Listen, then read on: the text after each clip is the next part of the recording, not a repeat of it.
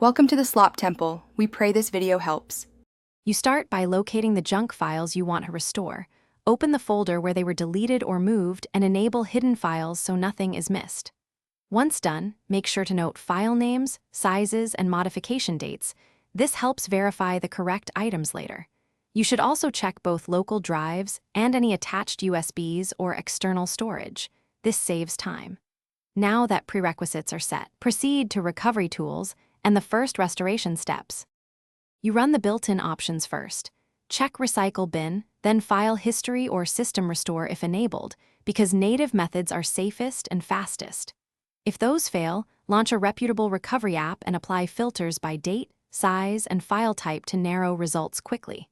Once you find candidates, recover to a different drive or external disk to avoid overwriting remaining data. This step preserves integrity. After recovering, verify file content and times. You should now open each restored file to confirm integrity and that you have the correct versions. Check timestamps and contents carefully. Once satisfied, move items back to their original folders and update or create backups so you don't repeat this process.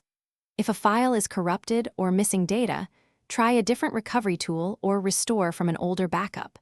If nothing works, stop using the affected drive to avoid overwriting and seek professional recovery. That troubleshooting tip often saves recoverable data.